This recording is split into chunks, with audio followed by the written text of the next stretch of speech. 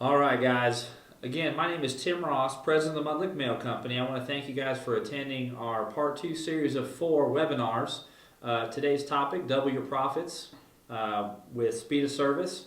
Again, I have with me CEO of Mudlick Mail and owner of 20 shops themselves, Greg Sands.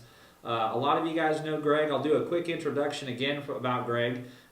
He's been in the business for 19 years, probably sold over $500 million in auto service, came out of the restaurant industry, and really constructed various systems within the automotive repair industry over time to help maximize his advertising efforts, to help grow his business. And so what we've incorporated in Mudlick Mail is some of these concepts to help you maximize your advertising efforts. And so what these 4-part series is really going to focus in on is when you do your advertising and you get the marketing out the door, how you handle those customers will directly impact the success of any of your marketing program. And so, with that being said, Greg, I'd like to welcome you here today and thank you for joining us again. Oh yeah, I'm excited, ready to go. New year, and I think all of our clients and me included all want to have a record year. So we put together this 4-part series that I think will help everyone really get off to the right start. Well, good. Well, we're going to jump right into this thing. Again, thank you for those who are joining us now. We have just a kind of a quick housekeeping. We're going to answer questions at the end of the webinar. So this webinar portion will only last about 30 minutes, and then we'll add about 5 or 10 minutes at the end of the day to have a few questions. Any questions we don't get to, you can email either myself at tim@mudlickmail.com or ryan@mudlickmail.com, and we'll be happy to answer that to you. For those of you who are getting on late, this webinar will be recorded and available for you guys to listen to later.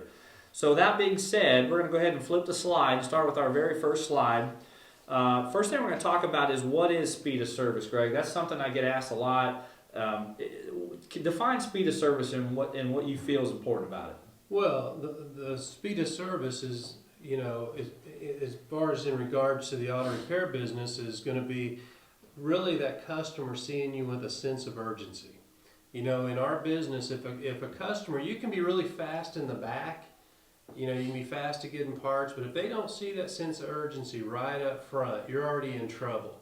And so when we talk about speed of service, it's really getting everybody tuned in to, as soon as that customer walks in the door, knowing that customer, that one walking in the door is the priority. And when you make that the priority, you really want to jump on that speed of urgency so the customer feels like, wow, I'm not going to get stuck here all day.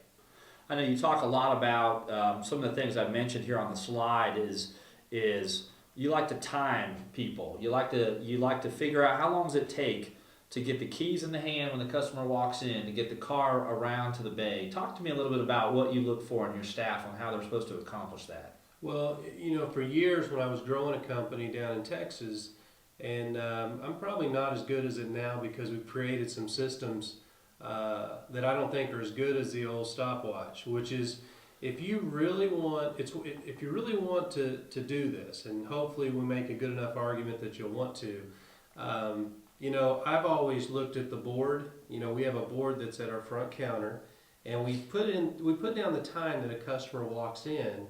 And then we'll put a time in that we update the customer. But as an owner, in order to really see a difference in sales and speed up your service, you've got to time these customers. And a lot of owners, they're in the back, they're not necessarily selling as much. It's a good time for you to just, when a customer pulls up, walks in the door, set your watch and see how long did it take for that customer's car to get pulled around to the back. And if you make it fun, and get your employees involved, it really becomes it doesn't become such a bad deal for them. I know one of the things I hear you talk about all the time is how frustrating it is for a customer to, come in and they bring their keys and man, they've sat in the waiting room, had a cup of coffee, they're watching the television, and their car hasn't moved a bit. Yeah. And so we're going to talk as we move on here how that starts building up some obstacles when you start pitching the jobs on how that'll affect your close ratio. So we're going to go on to the next slide real quick, and we talked a little bit about losing money on the little jobs. You know, talk a little bit about how we can lose money on the little jobs, and how you kind of progressively work your customers when they first come in. It might be a little job today, but it could be a big job later. Well, in our business, you know, you always hear the phrase feast or famine. And what causes that is, you know, we tend to get busy in the mornings. We sell a lot of work in the mornings. And then in the afternoon, when we get real busy, you know, the front counter, the service writers tend to turn work away. And what I mean by that, if you tell a customer anything other than absolutely is now a good time to bring your vehicle if they're on the phone, or we can get right on that, ma'am or sir, then you're turning away a customer.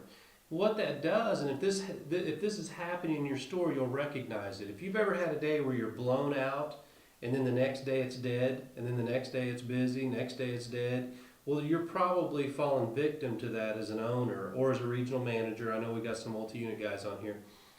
And what you got to go back to is take the 3 o'clock, 4 o'clock in the afternoon. Well, actually back up about 2 o'clock for some guys that are pretty busy.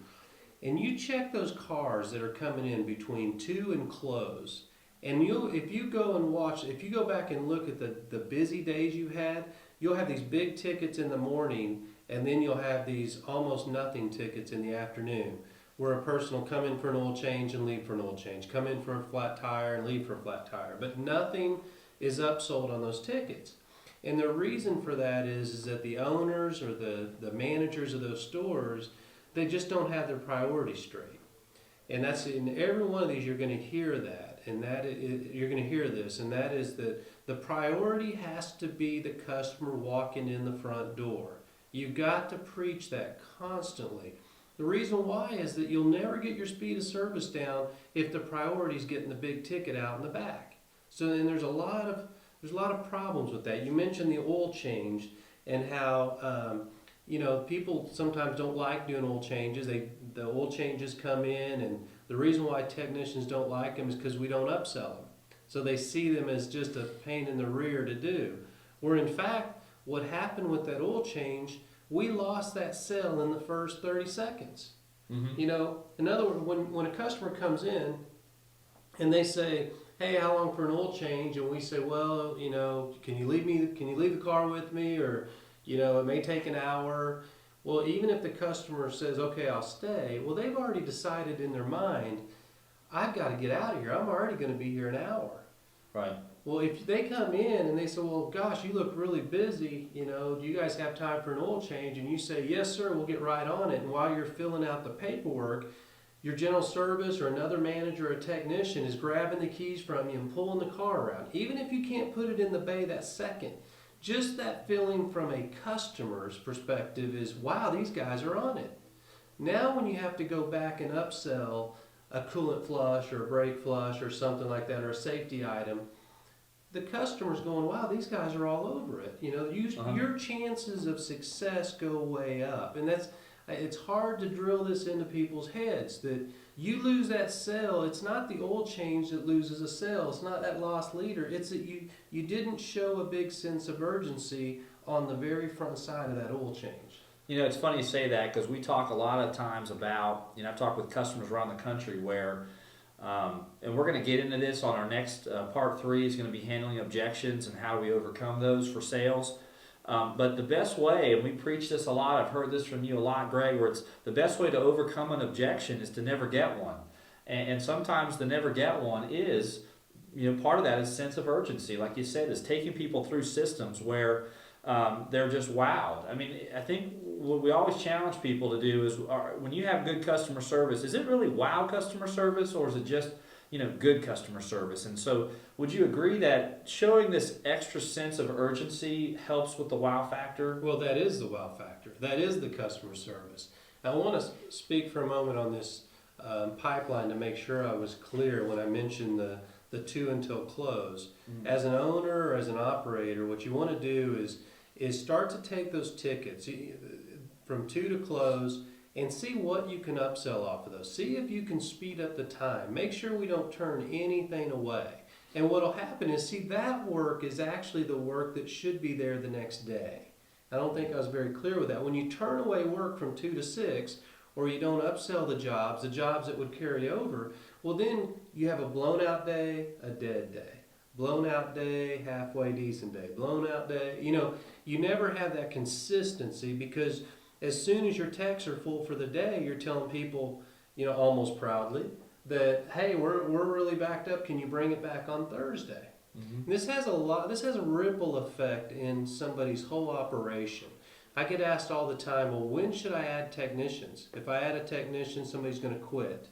And this plays right into this speed of service, which is when you have to say yes to everybody and the person coming in the door is a priority, well, then inevitably it's going to be hard for the back of the house to be able to keep up, which is perfect timing for saying, you know what, we need to add another technician.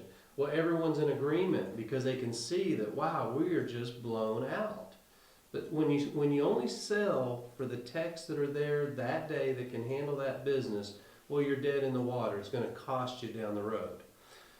Well, it's funny, and this, for a lot of you who were in the Yes, webinar we had last couple of weeks ago. I mean, these things all dovetail off each other. Is saying yes, but then after yes, speed of service, and then after speed of service, we're going to talk about the sale after that. Let's kind of switch gears a little bit and just go to the next slide. And let's talk about, we get asked these questions all the time, Greg, is, why do we use some of the offers we use? Sure. And how does that kind of work with, yes, sir, being a yes company, having speed of service, and really focusing on these coupons that a lot of you guys now can see on the screen. Why do we use these, and how does this kind of fit into the operation? Well, the first thing on the direct mail pieces that we do is we don't want to have a bait and switch coupon. In other words, used to be forever, you'd see the $49 tune-ups years ago, and everyone knew there's no such thing. It wasn't going to happen. So we want the offers that are there that people can come in and get that and leave for that offer. Then the other deal is, if you look at them, they all kind of tie in together. Especially when you look at a winter checkup, or you see the oil change with a winter checkup. Really, the only two difference between these two ads is that if you look at the one on the left, that's the one that I use, which is the 1995 oil change with a winter checkup or spring checkup, whatever time of year it is. Mm-hmm. Well, if you're not really gonna do a good job with oil changes, and I've got some guys in my own organization that don't do a real good job with oil changes, then I'm going to do the other one on the right, which is just the free winter checkup. The whole goal here is for them to come in and be able to use those two coupons together. We do the checkup. If they find some things wrong with the vehicle, then they can use the $25, $50, and $100 off coupon. Mm-hmm. So it's a great coupon. The other deal is the on the oil change, when somebody comes in, they always ask you, how long? How long is it going to take for this oil change? And we always walk them through. Well, I've got great news. That is a very good coupon that you brought in. And we have roughly about 40 minutes, which is, we call it 15 and 15 in the back, which is, we tell the customer it's going to take 15 minutes to do the preventive maintenance inspection. Then it's going to take about 15 minutes to do the oil change. And it'll take 5 or 10 minutes to get the car around and get everything cleaned up and get you back on the road. Now, we'll do the preventive maintenance inspection first, and if we find anything, then we'll just come out and let you know. Mm-hmm. Now, the cool thing about that is you've already set the customer up to know in the waiting room that, hey, if they find something, they're going to come get me. That way, it's not a negative. Now, what we do to increase the speed of service, when the technician and the manager go over the car, if they find a safety item, we stop right there. We don't do the whole preventive maintenance inspection at that time. It takes up too much time. We'll just get the customer and call the customer out into the shop and say, hey, Mr. Customer, we just wanted to make you aware of something. You see that belt that's all cracked and it's coming apart? Mm-hmm. That's a safety concern. And they'll look at it and go, yeah, you're right, that's a bad deal. And we wait for those magic words from the customer, which is, well, how much does that cost? Mm-hmm. If they say those words, then we go, well, you know what? Go ahead and have a seat in the waiting room, and we'll go ahead and write you up an estimate on that and get right on that. The reason for that is, one, it took less time. We don't do this great big estimate on the front side and price it out only to have a customer upset when you walk in with a $1,500 bill. And the other thing is I've just now found out if this customer is really a buying customer. If this customer sees a belt that's all cracked and about to fall off and say, you know what, I'm not interested in that, then I know that I can still do the preventive maintenance inspection and note it, but I'm not going to go through this huge process of actually doing an estimate. You know, I'm just going to document that these things are needed at this time. Okay. So it's just a way to speed up the process. A lot of it on these coupons are won and lost in the first 30, 45 seconds when you're communicating with that customer. Customer brings in the coupon. As soon as they come in, while you're talking to the customer, you got to get used to teaching the other manager or the technician to grab those keys and pull that car around. Because the quicker we can come back to that customer, you know, the better the chances are that they're going to buy something. Right. And I tell you, that is so critical. And a lot of times we forget about that. And we're going to cover it in more detail too when we start talking about handling objections, how that plays even such a key part. Okay, so let's move on to the next slide. This is something I get asked a lot, Greg. These are managers and owners that say, you know, I understand what you're saying. I get it. How do I make this happen? You know, I've got guys that are just they're stuck and doing the old ways, or how do I as a manager make this happen? What can we help these guys with and give them some ideas? Well, we talked about the timing. I think probably the thing that's lacking most in the industry is communication. I think most of the owners, you know, we've got a bunch of them on here today and multi-unit guys. I'd say most everyone on this call today got where they're at because they were a really good salesman. And one thing that I learned over the years is that the best salesman, I've had some really, really good ones and I've had some bad ones. Mm-hmm. And the biggest difference is that the really good salesmen just naturally know that speed, that sense of urgency, that getting back to the customer increases their chance to sell. When you take that out of the picture, a lot of times outside of just a lot of knowledge, there's not a lot that separates the two. So the first thing you want to do is you want to have a meeting with your staff. And you want to explain, the first thing I've ever done, anytime I've taken over something that wasn't quite right, I just apologize to the staff and say, you know what guys, we've not done a good job with oil changes, flat tires, small ticket items. You know, and what we mean by that is we have not shown a sense of urgency to our customers, and in return, all you've been stuck with is oil changes. So what we're going to do is make a big effort to rapidly, to speed up our service so rapidly that we get back to that customer so quickly that the chances of them turning down an additional sale is going to be probably 30 or 40%. So you're never going to have 100% or 100% upsells, but you're going to radically change your business by focusing on these little tickets, these little annoying tickets that right now are not making you any money. So that's the biggest deal is constant meetings. I shouldn't say constant meetings. I would meet once a week with my staff, okay, really going over and trying to find ways to make it fun, to go, let's practice let's track all the oil changes every day for a week, and let's see how we can get our timing down. And now the timing isn't let's get a car in and out without upselling it. That's stupid. What we're talking about is jumping on the car, meaning as soon as a customer come in and get around so that we have an opportunity to get a maintenance item or a safety item sold. So don't get confused on that. If you do that well, your technicians are going to buy into oil changes and how great they are. In our organization, we don't even pay a technician to do an oil change. And there's shops out there that are paying half hour. Well, that puts a lot more pressure on us to make sure that oil change is jumped on immediately, because if not, that's going to make it worse. Where the technicians are going to say, man, these oil changes are terrible. You know, and I want to skip back a little bit. There was something you had told me about in a meeting not too recently where you said how we handle the oil changes can have a negative impact on a customer's perception of your store. Yeah. Meaning if it takes 2 hours to have an oil change come in because we didn't have a sense of urgency, how does that affect that customer long term? and their perception Well, of your store. I think, and I would have never caught this except I was at a neighbor's house, and he had told me that he had some brakes done on his car. And I said, "Oh, okay. Well, I hope we took care of you." And he said, "Oh, I didn't have them done at your store." And I said, "Well, Jim, why did you have it done at our store?" He said, "Man, you guys are so busy. I took my car over there for an oil change, and they couldn't get to me." So the perception was his comment was, if you guys are too busy for an oil change, there's no way you're going to have time to do a brake job. Of course, I just about fell over, but and that's a true story. And so even in my own stores, I battled this with my own guys, and I have to constantly challenge the speed of service, because if you stop talking about it, it's real easy to have somebody walk in, quote them a 2-hour oil change because you don't want to mess up that technician's day, which all comes down to a lack of communication.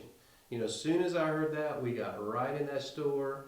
Man, guys, here's what I heard. I think I've used that story now for 2 years, to make sure everybody understood that can never happen, that the perception, when you turn away a flat tire, just think of it this way, you're probably turning away a $1,500 ticket this summer.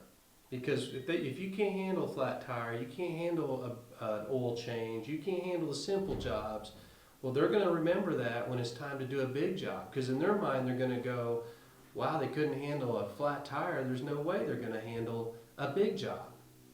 Well, and then let's go right into on this current slide, and I'd like you to walk us through the process. There's when your guys receive a customer comes in and we say yes, we bring the car in, we grab the keys, we take the car in the bay. One of the things you talk about, so you can do that, one of the things you do to create the time needed to be able to do that, you have your staff ask the customers when they need to have that car delivered, and then you have a way of your system in the back of technicians touching multiple cars. Explain how that all works and making sure that you can say yes and have that speed of service. Well, and we have an example, and I've told many people, so it's not hidden. We have a store out in Hamilton Mill. It's a 6-bay store, runs on average about 1,000 cars a month. It's run as many as 1,100 cars. And people say, well, how is that possible? Well, our system is pretty straightforward. Everybody understands the speed of service. So if there's a car in a bay, you got to push a car out of a bay to pull in, even if it's just an oil change. Because remember what I said at the first of this. The priority has to be the customer walking in the door. So that's the biggest deal, is making sure that the technicians and everyone's on board on how you bring in the cars. Now, the other thing that we do is we don't quote a time for the car to be finished. If a customer says, well, how long will it be before my car is ready? You don't say, oh, we should have it ready in a couple hours. That's where you go wrong. You always say, providing that this is the truth, I don't see any reason why your vehicle won't be ready by closing tonight. We close whatever time you close. If it's 7 o'clock or 8 o'clock, great news, your vehicle will be ready. If for some reason it isn't, I'll call you and let you know. But we don't say 2 or 3 hours. And when I started out in the business, I did a lot of that, and I disappointed a lot of customers that way. And we were able, what you find out by telling people, if you tell them it'll be ready by 7 o'clock tonight, if they say, oh, well, I've got to have it by 5, well, now we know that's a priority. So we'll work on that car to get it done by 5, but there's probably 10 other cars that don't need to be done by 5. If there's a car if the guy says, well, I'm not even going to pick it up till tomorrow, well, we know that's a low priority car. Mm-hmm. So it's making those decisions. All of that increases your speed. Remember, it's not the speed in the back, because you can work really fast on a lot of cars, and to the customer's perception, you're really slow. But if you prioritize the cars in the front, even if your guys in the back aren't as fast, but you're prioritizing them right, the perception to the customer is you guys are all over it. So remember that. It's not, you got to have speed in the back, but it's got to be the customer's perception is how fast you are. Well, very good. And let's go in now to our last slide. That kind of covered, for those of you following the slides, that kind of covered time management and how important that is in order to maximize your day. For those of you just joining us, again, we're in our Part 2 series of how to double our profits with speed of service. For those of you who came on late, it's going to be taped, and you guys will be able to listen to this at a later date. But we're going to kind of finish up a little bit. Greg, you always talk about speed sells, speed equals sales. There's a couple key items on there. You kind of walked me through earlier this week where you talked about oil changes and slow service and how you can miss sales, upset technicians. You can't get buy-in on the oil changes. A lot of it's buy-in from your staff on the oil changes that will generate the future dollars. Those $1,500 tickets you talked about in the summertime sometimes start out as oil changes and flat tires, especially with new customers that are they're just trying you out. Talk a little bit about speed and sales and how you get the buy-in from the staff to do the oil changes. Well, you're never going to get the staff to buy into it if the owner doesn't buy into it. And if the owner's not kickstarting this by saying, guys, first the owner's got to have the right mentality to go, you know what, we're going to make this fun. You have a meeting with your staff and you talk about the importance of speed, and this is what we believe that will happen if we can increase the speed. I think it'd be very easy for people on this call to over double what their PMIs are on oil changes if they just do these simple steps of being able to sell. And you can see the little bullet points that I made. I mean, when I talk to somebody that's in the business and they say, man, we hate oil changes, they kind of fit in that first bullet point. I know that the oil change means slow service, and if you give slow service on an oil change, your chances of PMI in it is very low, maybe 1 in 10, 2 in 10, and then the end result is the owner lost $6 on the oil change, the staff hates doing them, the technician's mad, nobody wins. So you're better off, you're not better off to not do oil changes, you'll probably go out of business eventually, but you're almost forced to go to number 2, which is, why not, especially as an owner, when you have so much upside, why not make this a priority? Why not, work on the speed of service? Why not get the PMI by being faster? Your technicians are happy because they see how many more tickets you're upselling off those oil changes. Track it. Show the technicians, look how many hours we were able to sell off of oil changes this week. Make it a big deal. And if you do, think about this. A lot of shop owners on here have been in business for 20 years or more longer than me. And for a lot of them, the only way that they're going to make significantly more money or go up in sales, it isn't the broke cars coming in. They have the best ticket averages ever. They're running, $300 on up to $600 for a broke car ticket. They know how to sell those. The only way they're going to make their big gains in 2011 is take these little nothing tickets, these oil changes, these flat tires, these, I don't care if somebody's asking for directions. You can turn it into money with speed of service. And so that's the big push this year. If you take that with our first webinar, I really hope that people are trying to apply this at the stores, because this is where it's at. Just that simple message to your employees. Let's pick up the pace when it comes to these small tickets. Let's track it daily. Let's track it weekly. Let's see how much we can raise our sales just off of the tickets we used to just kind of throw in the trash can. And what do we do about the guys, like you mentioned, you have a few of your own who aren't real good with the oil changes. So we're just going to do the free inspection, and we're going to do that $25, $50, $100 off. Speed of service is still the same. It's getting back to the customer with the PMI information, right? Still pitching the job. Right. You're not going to get as big of a response because, it's the one maintenance item that people need most often is an oil change. So they're going to come in, and thank God for our business that's what it is, because we make a lot of money off of oil changes. But if you don't want to do the oil change, then you do the winter checkup, and customers will be intrigued with the $25, $50, and $100 off. Your ticket average is going to be higher. You're going to have a few less customers because some people are going to go, you know what, I need an oil change. But it works great. The alternative, which is no advertising, which means you're not even out in the mailbox, you're not even out there in front of the public, is just catastrophic nowadays. Well, good. Well, what I want to finish up with, it's about 3:31 now, and I want to finish up with some questions and answers. I'm going to bring Ryan Munson in to help us out with this. He's kind of manning the station here. Real quick before we get started, guys, is that for those of you who came on the webinar late, again, this is going to be taped. It's going to be on our website here within a few days. And so I encourage you guys to use this as a training tool. Our whole point of doing this series is to try to help the folks on the front counter, the frontline people that are talking with the customers, to have a better way of handling those customers and to give owners just another person that these guys can listen to that can say, man, these guys run successful shops. This is the things we need to do to really maximize. I mean, you're spending the money on advertising. You're bringing the customers in. Let's work on how better can we handle things. And so with that being said, I'm going to turn it over to Ryan real quick. And Ryan's going to ask some of the questions that are out there for Greg to answer. If you have a question, you hit the raise your hand button and we'll get to you guys. Again, if we're not going to say your name, so you'll have be completely anonymous. So now's the time if you have some questions to let her rip. With that being said, Ryan, why don't you go ahead and read our first question? All right, first question is, how do you track the upsell? Do you use RO Rider reports or something else? Well, we look at in our bags, we call them daily bags, and I'm more manual in this, is that each day we have a bag, which is the daily business, and we'll go through and audit our own bags at the stores to look, and we can see what the customer came in for.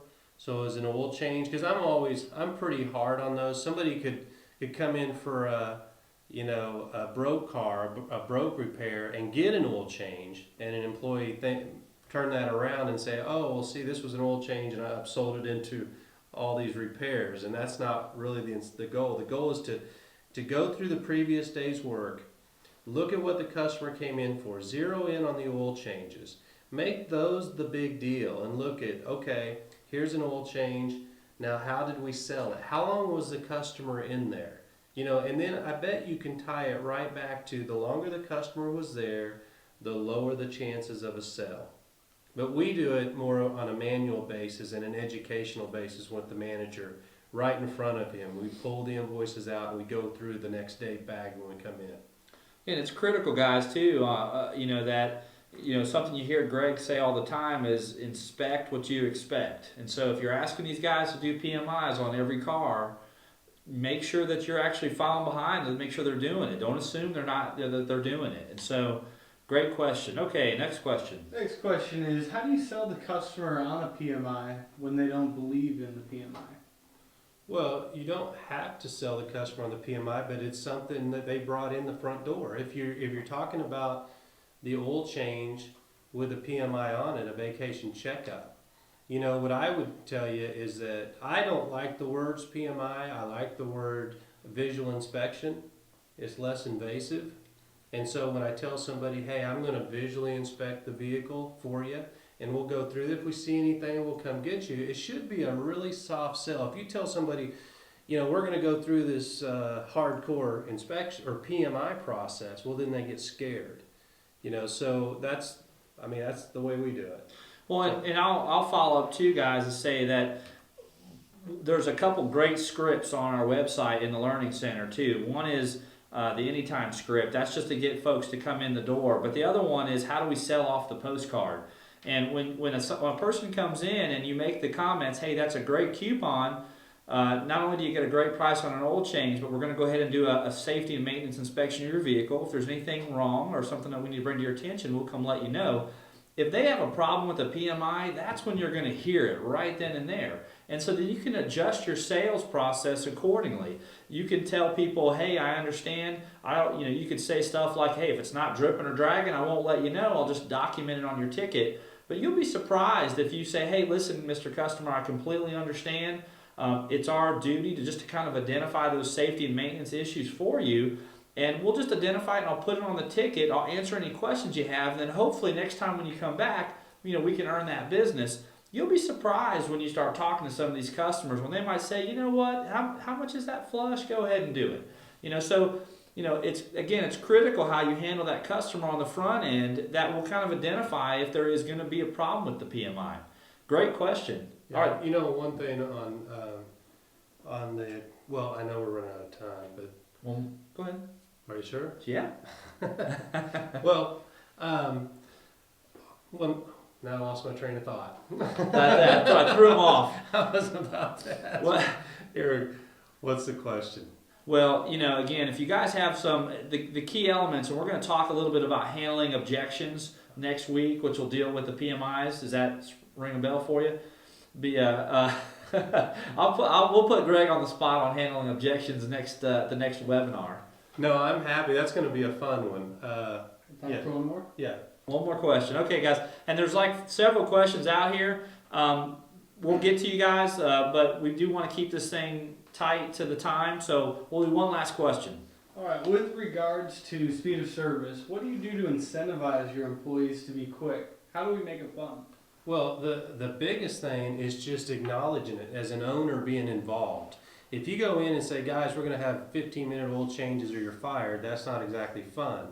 But if you time people's oil change, if you go in the first day and say, hey, here's what we're going to do, and then we're going to time oil changes, well, they're not going to make a big difference until you go, okay, now let's see what we can do. Let's see how we can improve. Really, our overall goal is to improve the sales off of oil changes, and we know that speed sells. Now, if you want to offer something small like, if we double what we did the week before, we'll buy lunch for everyone on Saturday. It doesn't have to be a big thing. The main thing is just acknowledging, inspecting what you expect, which is acknowledging how important this is to you as an owner and tracking it. If you do that, the biggest win for those employees are going to be the extra hours that they get. It's going to be the bonuses off the extra sales at the front counter. It's going to be the extra hours for general service people. It's going to be more money in your pocket as an owner. This could be a game changer for people in 2011. Well, great. Well, guys, I want to thank everybody for coming today.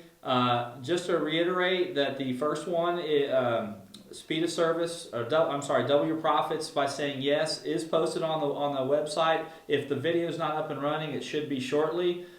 This one should be up and running here shortly. We have our next one that's going to come up here in a couple weeks, so look for your email for the announcement. But it's going to be handling objections, and so this is where we're going to talk about how we can help move through the sales process. And then the last one will probably deal with something with closing the sale.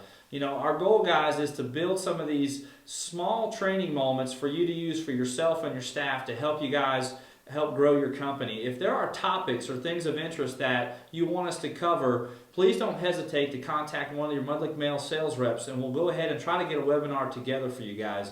Our goal as shop owners ourselves is to try to figure out a way to help you guys grow your business and be profitable. So again, thanks for everybody for coming aboard.